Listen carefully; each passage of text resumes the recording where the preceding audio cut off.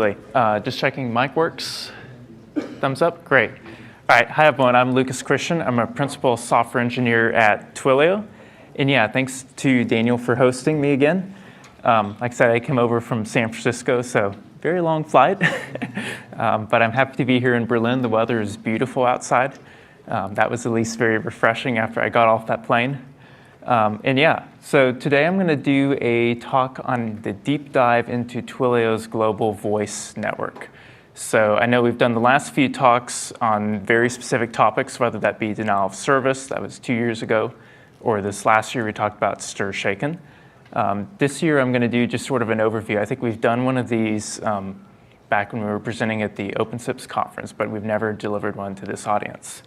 So I'll jump right into it, and I don't want to keep anyone from their coffee break, so try to be on time. But yeah, okay, so I'm going to give just a quick introduction on what is Twilio.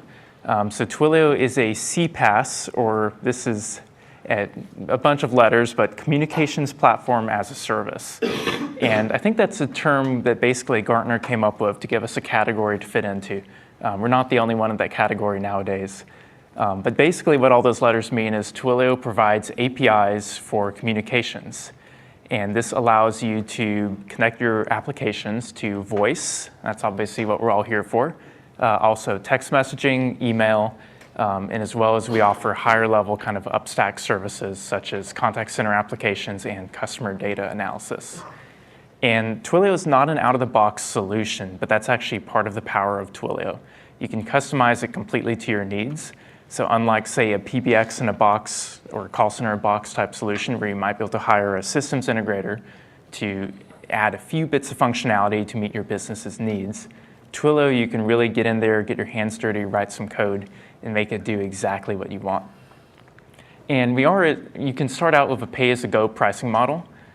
So you can still go to Twilio.com and just sign up with a credit card and get started. We have had to make it a little bit more difficult due to just telecom fraud and spam calls and all that stuff. But if you've never used Twilio before, give it a try. It should let you do it. If it doesn't, please let me know. I'll yell at the team. But yeah, anyway, so I work with Twilio's Programmable Voice product, and obviously we're all here for voice. What does this product do? This was Twilio's first product. It launched in 2008 with a company. A lot of people might think of us as text messaging, but voice was actually the first product. And what the voice product does is it lets you, basically, if you can write a web server, you can make your app talk to phones. And that was sort of the original value proposition. We have developers, many of whom are not familiar with SIP, but they know HTTP and they know how to write and stand up an Apache, or that was back in 2008. Nowadays, you can stand up Ruby on Rails, Spring Boot, any of these modern web frameworks. And so basically, all you do is we have a webhook that we call when your phone number receives a call. And then it requests your web server, just like any well-behaved web browser.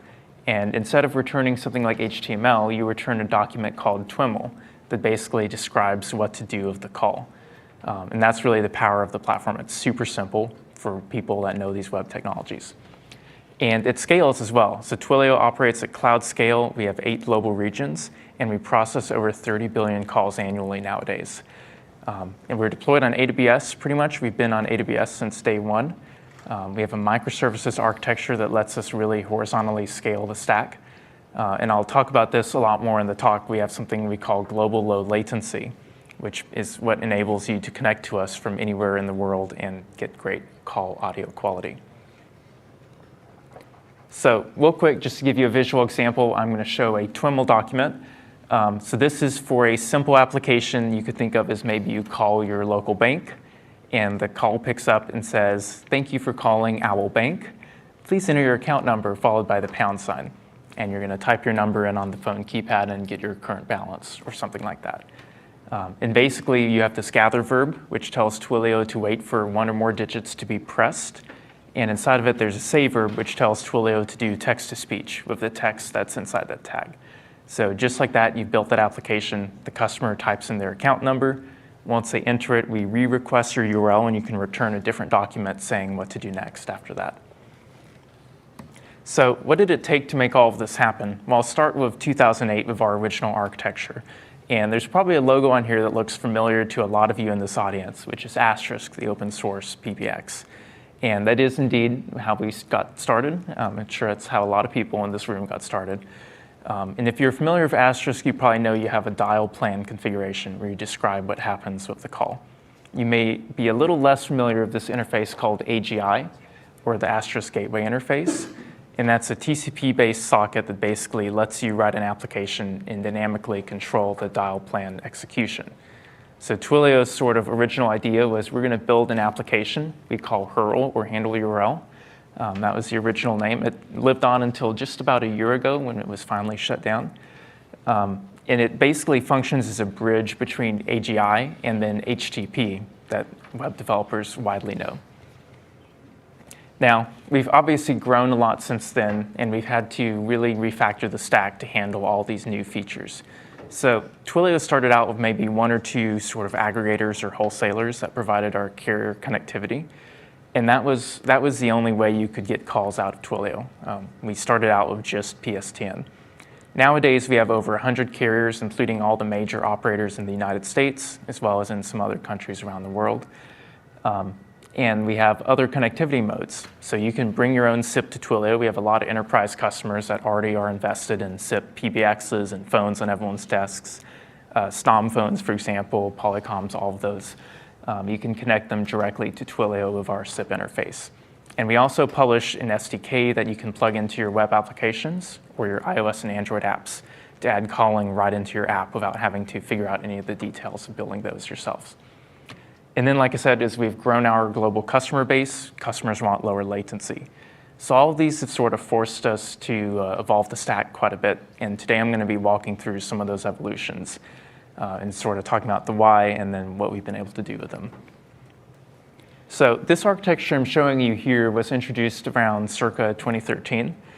And it's really still in use today, which I think is a testament to how well it's held up for us. So basically going right to left, we have a variety of different edge stacks. And these handle the connectivity from each type of call coming in and out of Twilio. So on the right, you have the carrier edge. This is going to be our PSTN traffic. Then you have public signaling gateway. This is customers bringing their own SIP to Twilio. Both of those use SIP, by the way, but they have different needs. Carriers, we obviously know who they are. They usually come from a specific range of IPs. Where public SIP, we need to do dynamic authentication and other things like that. And then we get our JavaScript mobile client libraries that have their own edges. And that's what we would call the edge layer. Now, I'll talk a little bit, since I am at Kamailio world, about where Kamailio fits in. And just a sneak peek, it's these two roles here, as well as this role. And I'll talk about on the next slide what we actually do with Kamailio in that use case. But you have the edge layer, then you have the proxy layer, which sort of handles taking all the traffic coming in from the edges and directing them to the correct application to process the call. And then when calls come back out of one of those applications, say they're going to bridge to another type of call, then they're going to go right back through that proxy layer and get routed out to the appropriate endpoint. That stack I showed of Asterisk initially all fits in this Bramble voice box here. So we keep the application layer, we keep that application processing sort of down the stack so that we can build these connectivity features on top. So where does Kamailio fit in? Well, it sits at the edge in that carrier and public SIP use case. And it's an internet exposed service. We trust it to sort of handle the wild traffic you get on the internet. That's actually a very important function. Kamailio's SIP stack is very well refined.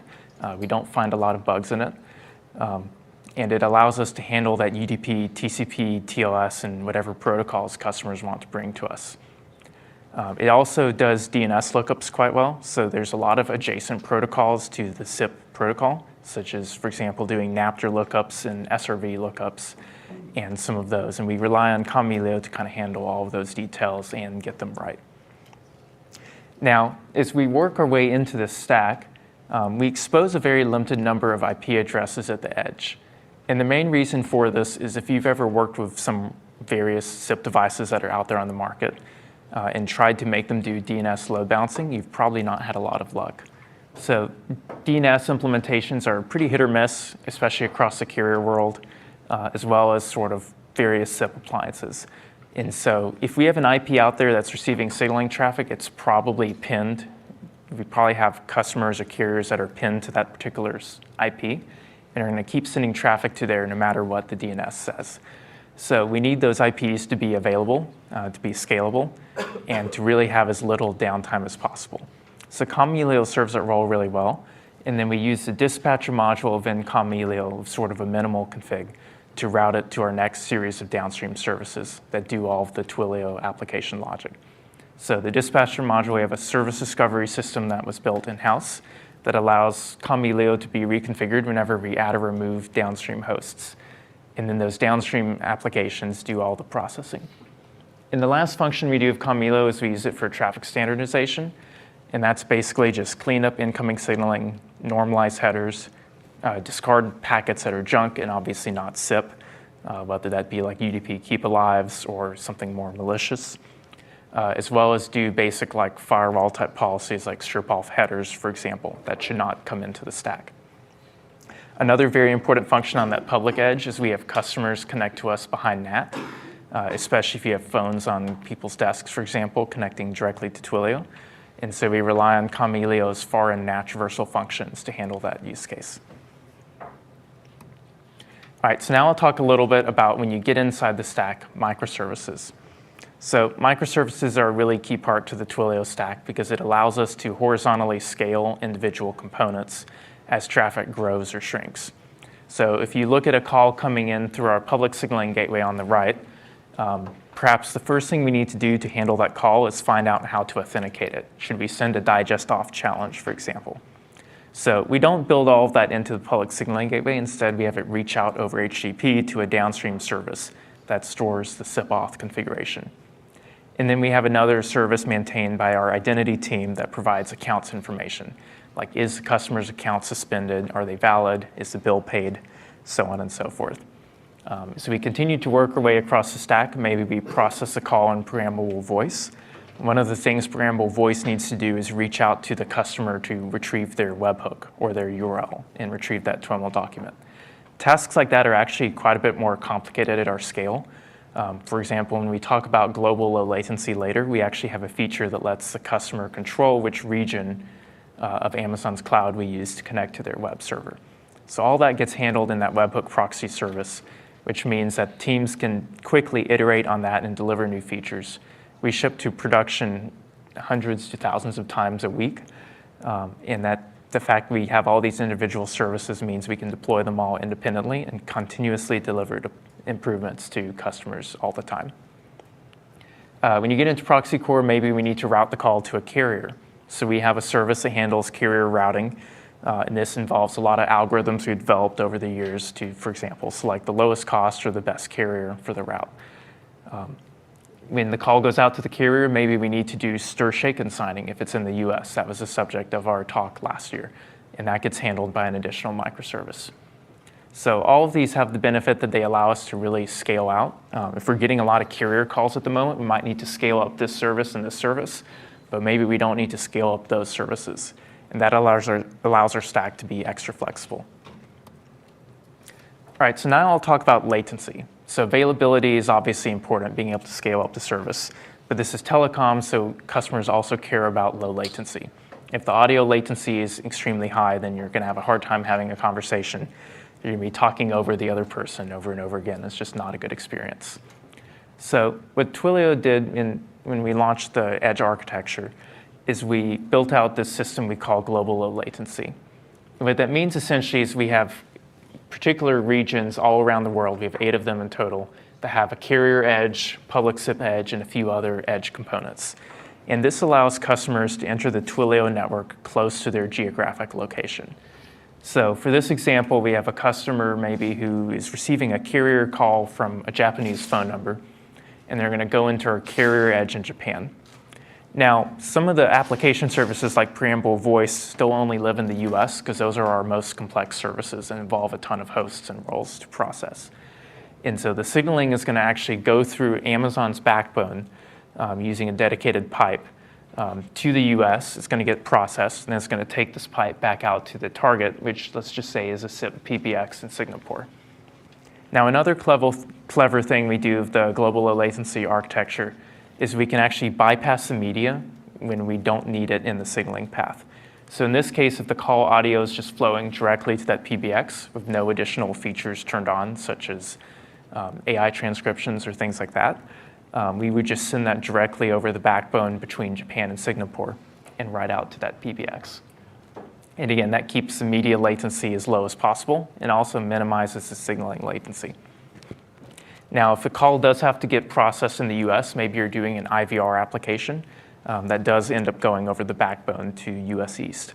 But then as soon as you end up bridging the call to another party, which happens in a lot of call flows, we can send that audio in a more direct route. Now, just sending the audio over the backbone actually improves latency. So in this example, if we have a customer in Sydney, Australia, and they're just connecting directly over the internet to our US East region, they're going to be competing over that internet pipe with everything else happening on the internet. Think of this as like your teenagers watching Netflix, playing on watching something on YouTube, playing video games. Like all that is competing with your very important phone call for your business. And you're often going to see pretty bad latency, like 800 milliseconds or up, going all the way across the Pacific Ocean or the Atlantic. Now, if you enter our Sydney region here, and then we send that call internally over the backbone network. And in this case, this is just Amazon's backbone. You'll see half the latency essentially, because that's an optimized network path that's reserved just for that traffic. So just like that, we can get the latency down quite a bit, even if you're still going to the US. But 400 milliseconds is better, but it's not necessarily what our customers are looking for. And actually, I forgot I had this slide. When we have these tunnels here, there's actually a Kamailio on both sides of the tunnel. And that's because anytime we cross regions, the rate of failure goes up. Network paths do fail. They fail inside Amazon's network. They fail across regions a lot more than they fail within a region. And so we have a Kamailio on each side, again, using that dispatcher module that allows us to just have sort of redundant proxy paths across those cross-region backbones. And that ensures that if one goes out, we can just quickly reroute those SIP messages down another path. Okay, so now customers, 400 milliseconds is great, but we can get it better. And with this, we launched a product we call Regional in 2020. And the idea of Regional essentially was both to improve the latency problem, especially for those customers in Sydney. The main thing that comes to mind, like if you look at this call flow, the media may be taking a direct path, but that signaling still has to do that hop. And when you're crossing all the way across the ocean from Sydney to the US, this adds up. By the time you've done this hop, you've probably gotten up to almost a second of latency on that signaling path, even with the media taking that more efficient backbone. And if you have several different interactions on that path, maybe you're doing an IVR, it adds up a lot. And this manifests as post-dial latency for customers. So you place the phone call, you have to wait a second before you hear ringing, and it's just not the best experience. So with Regional, we basically launched clones of our US East infrastructure in 3 different geographic regions. And these were chosen both to sort of fit within regulatory boundaries as well as provide the biggest bang for the buck in terms of latency improvements. So we have a Twilio Ireland region. That's probably most relevant to those of you in the EU. We also have the Sydney region in Australia and then the US East region. And each of these regions basically has a clone of all the Twilio services, including the whole Preamble voice stack, carrier routing databases, accounts databases, so on and so forth. And a lot of data we keep isolated and local to the region. So when you place a call in the Ireland region, your call logs and CDRs all stay local to that region and they don't leave. And that allows you to satisfy regulations such as GDPR. Now, accounts information and some of those other things get replicated between the regions. So that allows us to sort of keep things up in sync, but all that replication occurs asynchronously in the back end. And so your call setup is not dependent on any of that data being replicated. So if the US East region happens to go down due to, say, a blackout across the country, which seemingly nowadays is possible, then your calls in Ireland could still work, your calls in Sydney could still work. So that also gives our customers a disaster recovery or failover strategy. Now, when you follow this call on Regional, you can basically go all the way. If you're a carrier in Ireland, you can go all the way to a PBX in Ireland and keep it all within the EU within Ireland. So this is going to really deliver you that minimal latency. You're going to get it under 100 milliseconds if you stay in the circle. And even if you're having to cross regions, you're still going to get better latency. So in this example from a few slides back of Japan and Singapore, it looks very similar to previously, except this now says Sydney instead of US East. And just like that, since you're only traveling a little ways over the ocean as opposed to halfway across the globe, you're going to see dramatically better latency on that call setup. So the regional implementation allows us to improve things for everybody that's outside the US. And that's been a key to making Twilio a better product to use for people in other countries. So the last sort of evolution I'll talk about is splitting our signaling servers off from our media servers. So we started out, again, with just running everything on Asterisk, and then we put our signaling stack in place. But that signaling stack, we actually handled the media in those same signaling gateway roles. And for a time, we actually had our own media stack that was written in Java in-house. That was kind of fun. It actually worked pretty well, but the reality is media has become more complex as our needs have grown. So we have a lot of carriers now and wireless networks that support HD audio codecs. So we now need to be able to handle those. Encryption is a bigger thing than it was 10 years ago. If you're on the public internet sending voice over IP calls, you probably want to use SRTP just to have a little bit of extra security guarantees. And then if you're doing anything with WebRTC, you have all these NAT-versal protocols specific to WebRTC, such as interactive connectivity establishment, or the ICE protocol. And these are all things the media server has to handle. And then we try not to transcode, as we have HD audio and other codecs that may come into play from time to time. But essentially all that goes up to increasing the amount of resources we need to handle media traffic.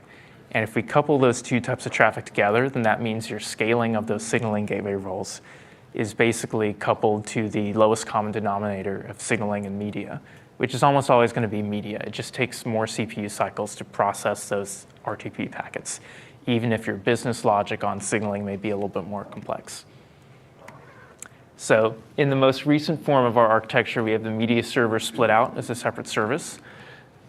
So when a call comes in, it's going to go through Kamailio SBC carrier. It's going to reach our signaling gateway that's going to be responsible for figuring out who the carrier is and doing some of that basic call processing. That signaling gateway will also negotiate an STP, but to do that, it's going to reach out of band to a Twilio media server instance in that same region. So it's going to go find an available media server and then request to allocate a session on that media server.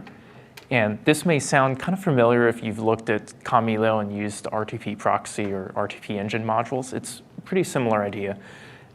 In this case, the media server is a Twilio-specific component, and we have our own sort of signaling protocol with it. But it's pretty simple: allocate session, release session, so on and so forth.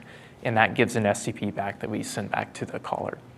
As the signaling path goes all the way through, we allocate a media server on the inbound leg at that edge, and then when it goes out another edge, we allocate a media server on the outbound edge. And then the media will obviously route through these, taking the most direct path.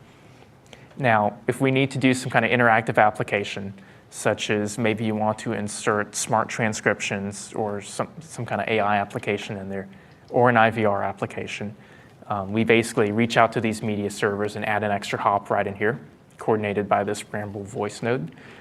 And then that can play in the, play back the text to speech or whatever else it needs to do, and then quickly remove that flow from the hop. Okay, so the last thing I'll talk about is how customers connect to Twilio with SIP, since this is probably something that's interesting to most people in this audience. So you can go to Twilio's API or the console and create something called a programmable SIP domain.